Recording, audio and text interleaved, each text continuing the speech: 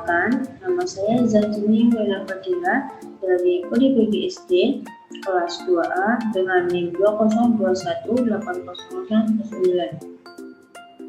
Pada kesempatan kali ini, saya akan menjelaskan mengenai kebijakan perubahan kurikulum 2013 dalam menyongsong Indonesia Emas tahun 2045. Materi ini saya ambil dari jurnal yang dibuat oleh Imam Mukhali dari Fakultas Ilmu Tarbiyah dan Keguruan UIN Sunan Kalijaga, Yogyakarta.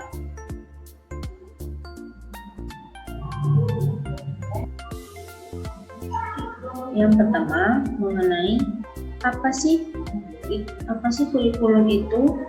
Nah, kurikulum artinya itu tempat berpacu. Dalam Undang-Undang Nomor 20 tahun 2003 menjelaskan kurikulum sebagai seperangkat rencana dan pengaturan mengenai tujuan, isi, dan bahan pelajaran serta cara yang digunakan sebagai pedoman dalam penyusunan kurikulum tingkat satuan pendidikan dan silabusnya pada setiap satuan pendidikan. Kemudian untuk pengertian kurikulum secara umum yaitu mencakup pengalaman yang diharapkan dikuasai peserta didik di bawah bimbingan para guru. Pengalaman ini bisa bersifat intrakurikuler, kokurikuler maupun ekstrakurikuler, baik pengalaman di dalam maupun di luar kelas, sehingga dapat diperluas lagi tentang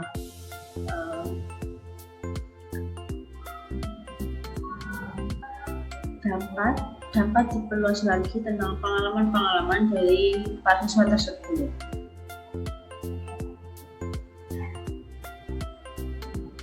Dalam kurikulum terdapat 3 hal pembahasan kurikulum dan pengembangannya, yaitu kurikulum sebagai rencana atau sebagai pedoman dalam menjalankan pendidikan. Kemudian yang kedua yaitu sebagai materi atau isi dari metode pembelajaran tersebut. Dan yang ketiga dengan cara atau bagaimana sih cara menyampaikan materi sesuai dengan kurikulum tersebut.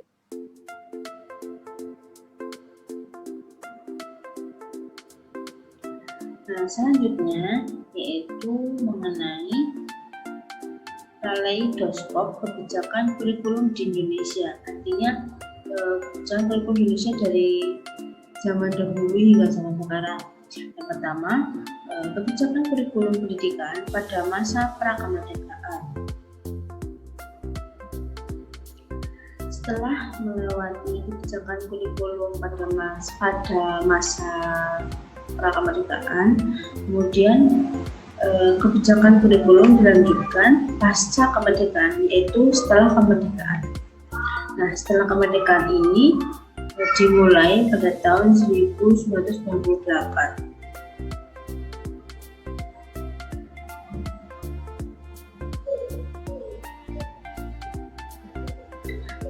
Mohon maaf, untuk kebijakan kurikulum pasca kemerdekaan, yaitu setelah kemerdekaan, dimulai pada tahun 1947,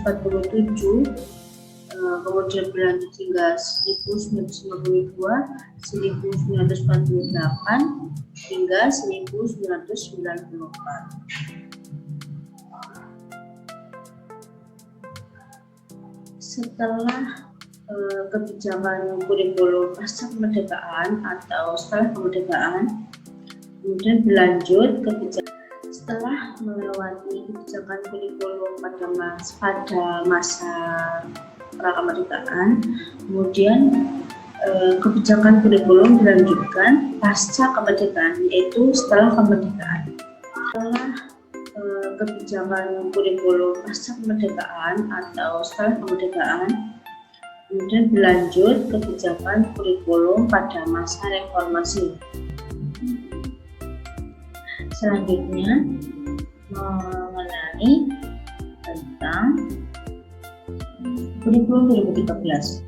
Nah, hadirnya dari kurikulum 2013 ini wujud dari pengembangan dan penggunaan dari kurikulum sebelumnya yang dianggap itu belum memuaskan bagi para tenaga pendidik dan tenaga pendidikan, di mana ada yang bermasalah dari materi terlalu banyak dan sebagainya.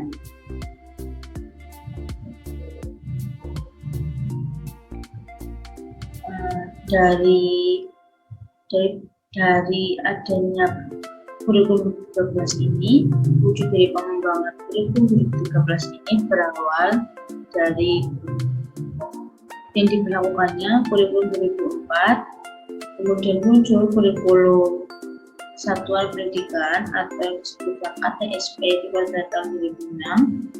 Nah, dengan adanya pembaruan kurikulum terus-menerus dengan melibatkan beberapa unsur, disempurnakanlah menjadi kurikulum 2013.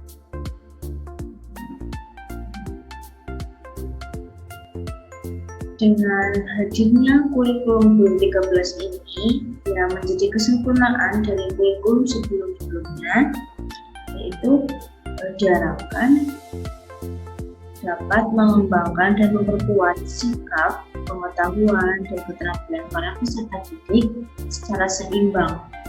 Jadi, penekanan pembelajaran dapat dioptimalkan sebaik mungkin bagi para peserta didik. Setelah membahas tentang kurikulum 2013, lanjut ke kurikulum 2013 itu sebagai langkah strategi dalam menyiapkan dan menghadapi tantangan globalisasi dan tuntutan masyarakat Indonesia di masa depan. Artinya sebagai langkah menuju ke yang lebih baik lagi, masyarakat yang berpotensi lebih baik dan bermanfaat bagi nusa dan bangsa.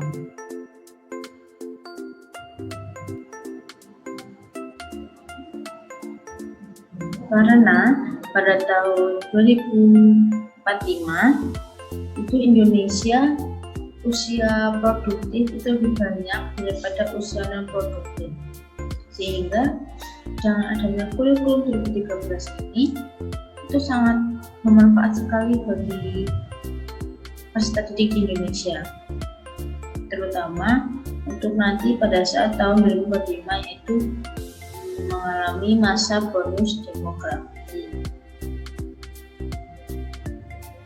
Selanjutnya yaitu mengenai pengembangan kurikulum. Pengembangan kurikulum ini dilakukan adanya tantangan yang dihadapi dari dalam maupun luar.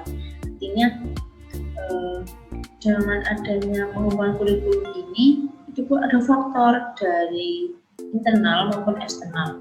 Nah, tantangan dari internal terkait dengan tuntutan pendidikan mengacu pada standar nasional pendidikan meliputi yaitu standar isi, proses, standar kompetensi lulusan, standar pendidik dan tenaga kependidikan, standar sarana, prasarana, standar pengelolaan, standar pembiayaan, dan standar penilaian pendidikan.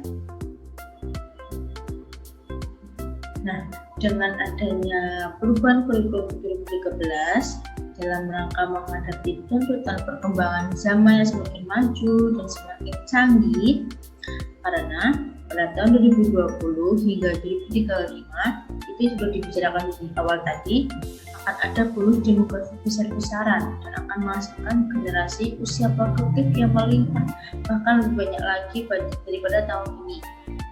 Maka dengan adanya relevansi antara bonus demografi dan kemampuan untuk kompetensi dan berkarya akan tidak menjadi beban bagi pemerintah. Nah, tantangan dari eksternal yang dihadapi dunia pendidikan dalam pengembangan kurikulum yaitu tentang tantangan masa depan berupa kompetensi yang diperlukan masa depan, persepsi masyarakat, karena persepsi masyarakat itu berbeda-beda.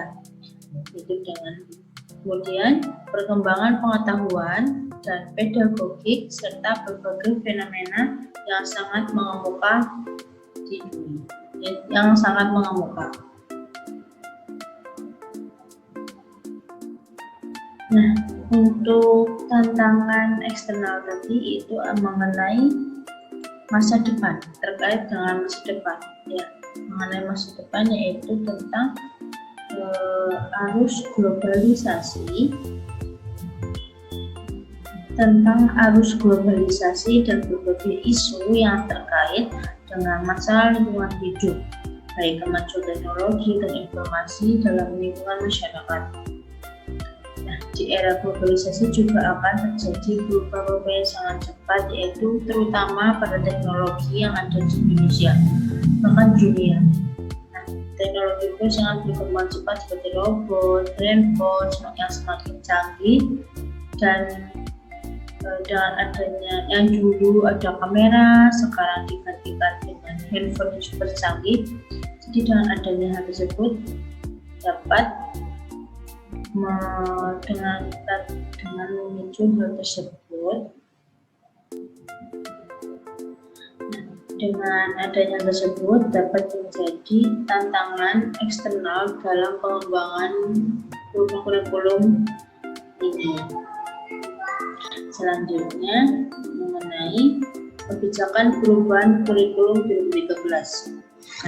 Kebijakan perubahan kurikulum 2013 ini terkandung dalam Undang-Undang Nomor 20 Tahun 2003 Pasal 1 Ayat 19, menyatakan bahwa kurikulum adalah seperangkat rencana dan pengaturan mengenai tujuan, isi, dan bahan pembelajaran serta cara yang digunakan sebagai pedoman penyelenggaraan kegiatan pembelajaran untuk mencapai tujuan pendidikan tertentu.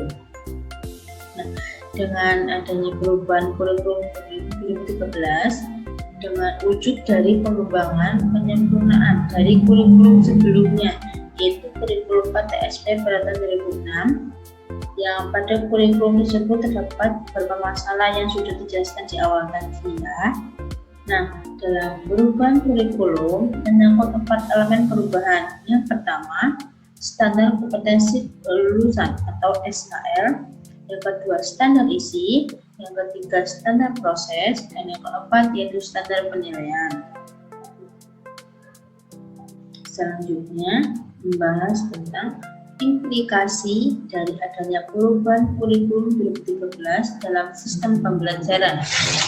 Nah, implikasi perubahan kurikulum 2013 meliputi 4 hal, diantaranya model pembelajaran tematik terpadu, yang kedua pendekatan saintifik, strategi pembelajaran aktif, dan yang terakhir yaitu penilaian konten. Dari presentasi saya dapat disebutkan bahwa kebijakan kurikulum 2013 ini dimaksudkan untuk melengkapi dan menyempurnakan dari adanya kurikulum yang ada sebelumnya.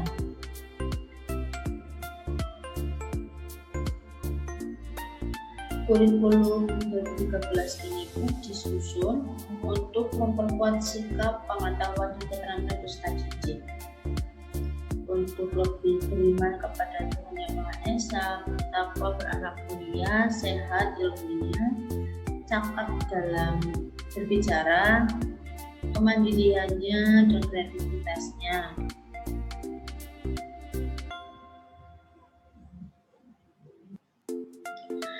Untuk proses perubahan kebijakan kurikulum ini dalam rangka pun menyiapkan generasi masa depan yang kreatif, inovatif, dan produktif, yang mampu membawa bangsa Indonesia ke masa yang lebih lagi dari zaman sebelumnya.